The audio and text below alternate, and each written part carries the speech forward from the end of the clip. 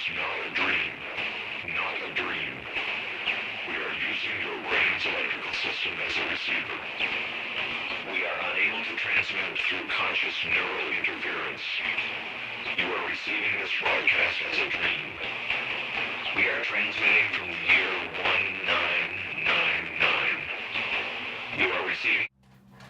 Hey guys, Rob from Georgia here with you yet again. Decided to do just one more little video for a little bit, at least until the next BodyBags review. And I am VHS 82 apostrophe, and if you did not know, I am a Wednesday night reviewer for a channel known as BodyBags. If you've never checked it out, you ought to check it out. The link will be below. Basically, it's reviews, nightly reviews across the week. We got a different reviewer for every night of the week, and BodyBags.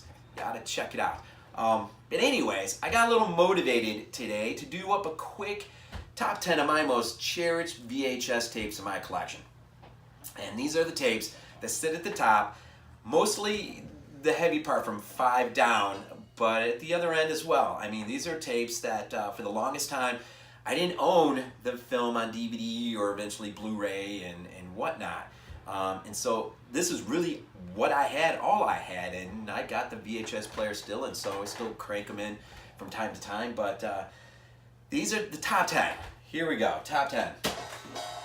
Number 10, Phantasm. Picked this up on the cheap at a Goodwill back when I didn't even own a copy of this movie, and before it saw its Well Go USA release and Arrow release overseas, I didn't have it.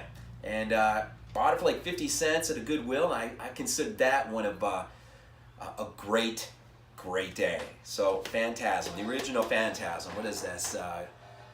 Movie Time released that thing. Number 9. Halloween 4, The Return of Michael Myers. Now, I count this as cherished because the artwork among the entire franchise is one of my favorites. For whatever reason, I just love how they advertised and marketed this film back in the day. And back in the day, I actually had the theatrical poster of this on my wall when I was a kid. But I always got a kick out of that artwork. And so Halloween 4, The Return of Michael Myers. Number 9.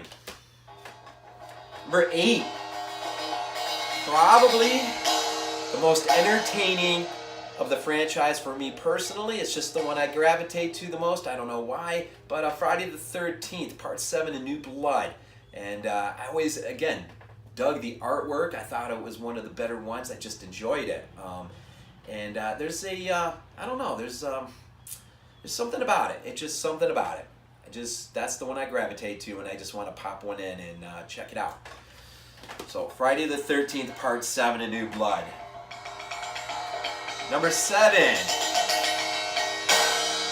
An American Werewolf in London. Easily my most favorite werewolf film of all time. Well, actually, I might have actually had this on Blue, but my wife was at a Goodwill, and she just happened to have seen it on the shelf, and she did the right thing. She went ahead and picked it up for me, and so I've always wanted to have this on VHS, and this is the nightmare sequence in this film is probably up there with the best, I would say.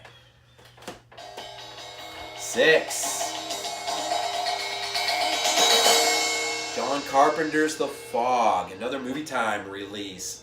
Again, I'm sure I had this before I ever got the DVD.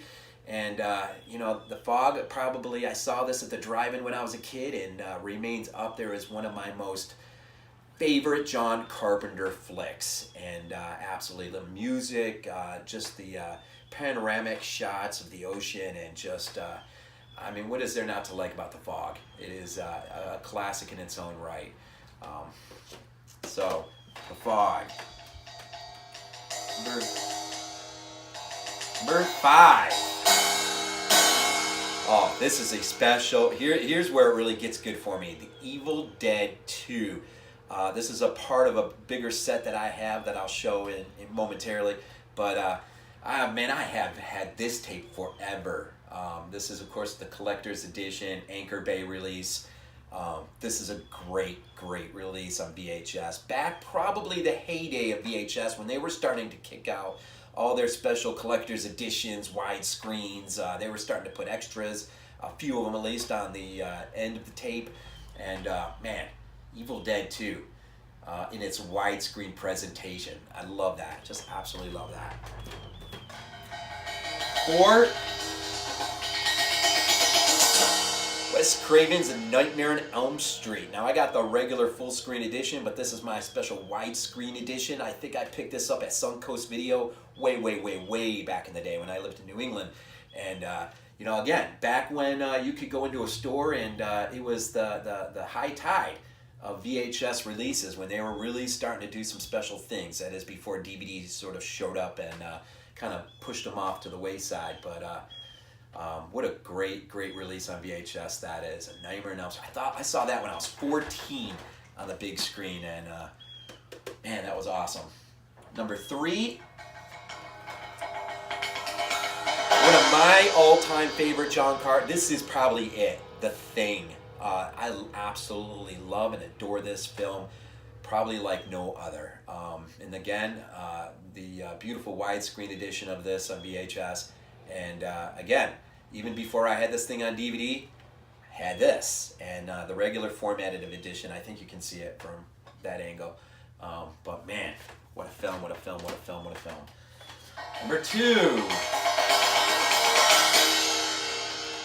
Ridley Scott's 1979 classic, Alien. Now, this is at the very top simply because I picked this up at a thrift store back home.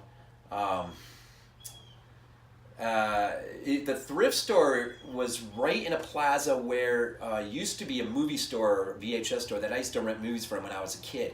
And I just happened to stop in there one day. This is back when I lived in Western New York.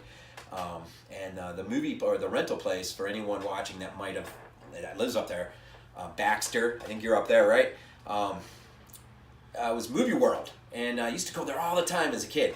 And now there's a thrift store right in that spot. It's in the plaza across from Sam's Club. But anyways, I saw this out of the corner of my eye. I reached down, yanked it up, and when I opened it up, I realized that it had a Movie World sticker, yellow sticker on the tape, and could not believe that I had stumbled upon a movie that I probably had rented as a kid. And man, talk about cherished.